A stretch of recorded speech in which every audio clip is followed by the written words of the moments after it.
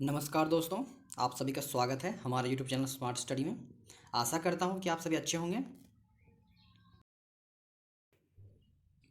आज की क्लास में हम सेट 9 को डिस्कस करेंगे। ठीक है, तो यहाँ पे हमारा जो फर्स्ट क्वेश्चन है वो है झारखंड की कौन सी नदी दक्षिण पूर्व की ओर प्रभावित होती है। ठीक है, तो ऑप्शन ए है स्वर्ण रेखा नदी, ऑप्शन बी में है सोन नदी, ऑप्शन सी में है अमानत नदी, या ऑप्शन डी में है बराकर नदी। ठीक है, तो झारखंड की दक्षिण पूर्व की ओर प्रवाहित होने वाली नदी स्वर्ण रेखा नदी है। ठीक है, तो ऑप्शन ए यहाँ पे सही जवाब हो जाएगा। ठीक है,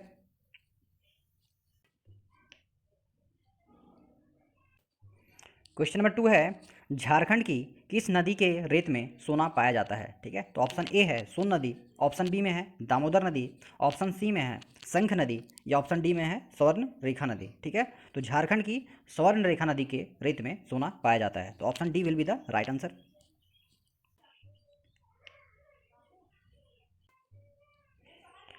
क्वेश्चन नंबर 3 है लक्ष्मी रानी मांझी किस खेल से संबंधित है। ठीक है, तो ऑप्शन ए है हॉकी, ऑप्शन बी है क्रिकेट, ऑप्शन सी है तीरंदाजी, या ऑप्शन डी है मुक्केबाजी। ठीक है, तो लक्ष्मी रानी मांझी किस खेल से संबंधित है, तो ऑप्शन सी यानी तीरंदाजी। ठीक है, लक्ष्मी रानी मांझी जो है वो तीरंदाजी खेल से संबंधित है। ठीक है,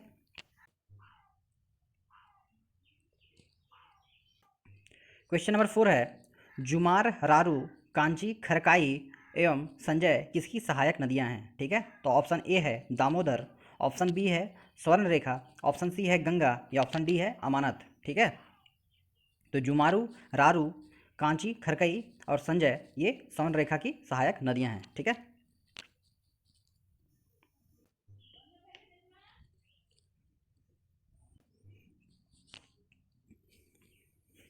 क्वेश्चन नंबर 5 है धनबाद किस नदी के तट पर बसा हुआ है। ठीक है, तो ऑप्शन ए है बराकर, ऑप्शन बी है शंख, ऑप्शन सी है दामोदर और ऑप्शन डी है अमानत। ठीक है,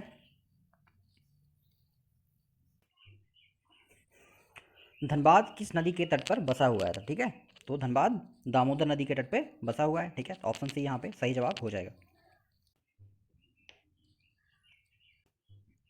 क्वेश्चन नंबर 6 है सोन नदी कहाँ से निकलती है। ठीक है, तो ऑप्शन ए है रांची का पठार, ऑप्शन बी है हजारीबाग का पठार, ऑप्शन सी है छोटा नागपुर का पठार और ऑप्शन डी है अमरकंटक की पहाड़ी। ठीक है, तो यहाँ पे जो राइट आंसर होगा सोन नदी कहाँ से निकलती है, तो ऑप्शन डी इसका सही आंसर होगा, यानी अमरकंटक की पहाड़ी से सोन नदी निकलती है। ठीक है,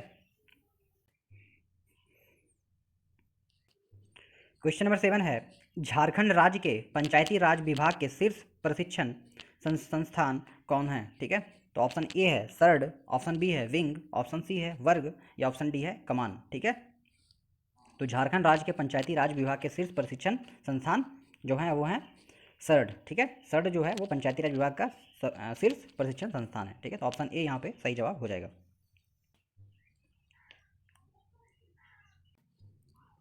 क्वेश्चन नंबर 8 है रांची पठार की औसत ऊंचाई कितनी है। ठीक है, तो ऑप्शन ए होगा 400 मीटर, ऑप्शन बी में है 500 मीटर, ऑप्शन सी है 600 मीटर और ऑप्शन डी में है 700 मीटर। ठीक है, तो रांची पठार की औसत ऊंचाई 600 मीटर है। ठीक है, तो ऑप्शन सी यहाँ पे सही जवाब हो जाएगा। ठीक है,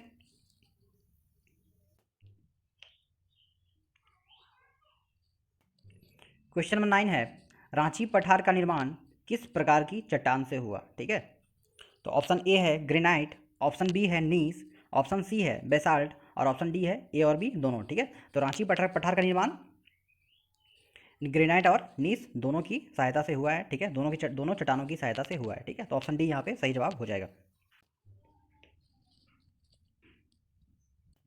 क्वेश्चन नंबर 10 की ओर हम बढ़ते हैं। तो रांची एवं हजारीबाग के पठार को एक दूसरे से कौन अलग करती है, तो ऑप्शन ए है स्वर्ण रेखा, ऑप्शन बी में है दामोदर, ऑप्शन सी में है बराकर और ऑप्शन डी में है अजय। ठीक है, तो रांची और हजारीबाग के पठार को दामोदर नदी एक दूसरे से अलग करती है। ठीक है, तो ऑप्शन बी यहाँ पे सही जवाब हो जाएगा।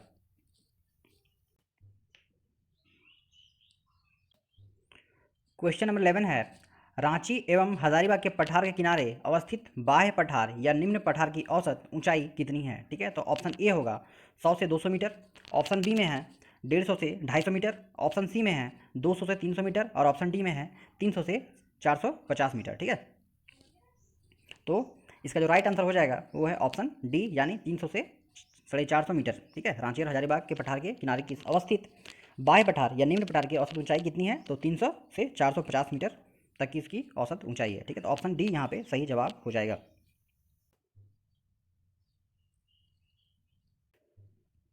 क्वेश्चन नंबर 12 है, देवघर स्थित किस मकान का उपयोग क्रांतिकारी बम बनाने तथा सहयोगियों को प्रशिक्षित करने में किया करते थे? ठीक है। तो ऑप्शन ए है सिलर बाड़ी, ऑप्शन बी है क्रांति भवन, ऑप्शन सी है हिम्मत भवन या ऑप्शन डी है आज़ाद भवन। ठीक है। तो देवघर स्थित सीलर बाड़ी मकान का उपयोग क्रांतिकारी बम बनाने तथा साथी सहयोगियों को प्रशिक्षित करने में किया करते थे। ठीक है। तो ऑप्शन ए इसका सही जवाब हो जाएगा। ठीक है।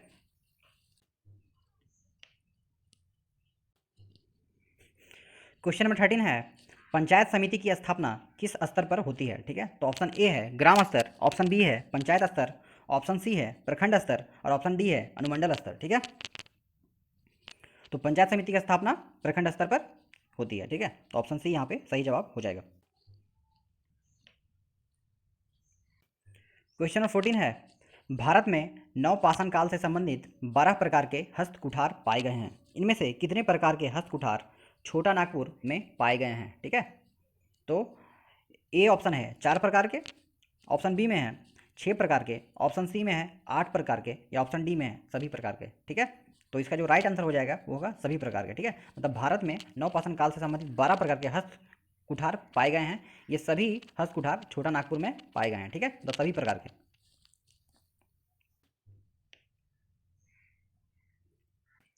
क्वेश्चन नंबर 15 है, सिलरबाड़ी नामक मकान से किस वर्ष बम बनाने की सामग्रियां बरामद हुई? ठीक है।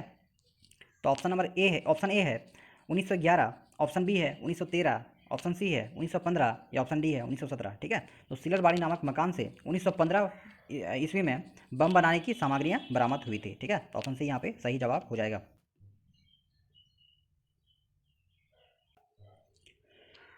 क्वेश्चन नंबर 16 है, महेशपुर के राजा की रानी सर्वेश्वरी के नेतृत्व में अंग्रेजी कंपनी के विरुद्ध विद्रोह की शुरुआत किस वर्ष हुई? ठीक है। तो ऑप्शन ए है 1781 से 82, ऑप्शन बी है 1784 से 85, ऑप्शन सी है 1788 से 89, ऑप्शन डी है 1791 से 92। ठीक है।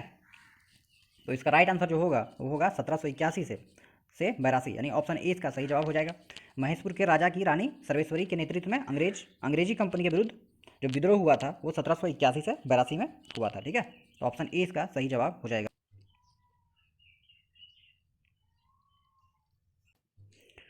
बढ़ते हैं हम अगले क्वेश्चन की ओर। क्वेश्चन नंबर 17 देखते हैं, किसने सुत्याम्बे के स्थान पर चुटिया को छोटा नागपुर खास के नागवंशी राज्य की राजधानी बनाया? ठीक है। तो ऑप्शन ए है कुणाल राय, ऑप्शन बी है गोपाल राय, ऑप्शन सी है भागवत राय या ऑप्शन डी है प्रताप राय। ठीक है। तो जो उसका राइट आंसर होगा वो ऑप्शन डी होगा, यानी प्रताप राय। प्रताप राय ने सुत्याम्बे के स्थान पर चुटिया को छोटा नागपुर खास के नागवंशी राज्य की राजधानी बनाया था। ठीक है। तो ऑप्शन डी इसका सही जवाब हो जाएगा। क्वेश्चन नंबर 18 देखते हैं, रांची में आयोजित 34वें राष्ट्रीय खेलों में झारखंड को कौन सा स्थान प्राप्त हुआ था? ठीक है। तो ऑप्शन ए है छठा स्थान, ऑप्शन बी है सातवां स्थान, ऑप्शन सी है पांचवा स्थान या ऑप्शन डी है दूसरा स्थान। ठीक है। तो रांची में आयोजित 34वें राष्ट्रीय खेलों में झारखंड को पांचवां स्थान प्राप्त हुआ था। तो ऑप्शन सी यहाँ पे सही जवाब हो जाएगा। क्वेश्चन नंबर 19 है, ईदीमी विवाह किस जनजाति की अनोखी विवाह पद्धति है? ठीक है। तो ऑप्शन ए है असुर, ऑप्शन बी है गोंड, ऑप्शन सी है बैगा या ऑप्शन डी है बिरहोर। ठीक है।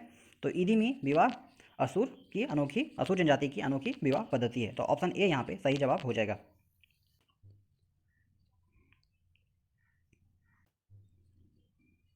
क्वेश्चन नंबर 20 है, असुर जनजाति में हड़िया को किस नाम से जाना जाता है? ठीक है। तो ऑप्शन ए है कैथा, ऑप्शन बी में है बोथा, ऑप्शन सी है लहर, ऑप्शन डी है गर्मा। ठीक है। तो असुर जनजाति में हड़िया को बोथा के नाम से जाना जाता है। तो ऑप्शन बी यहाँ पे सही जवाब हो जाएगा। ठीक है।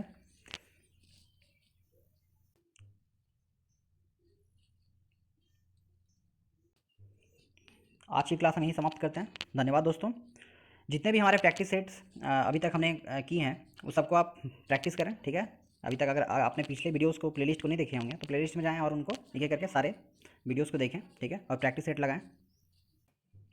ये आपके आगामी में होने वाले जेएसएससी और जीपीएससी एग्जाम के लिए काफ़ी उपयोगी साबित होंगे। ठीक है।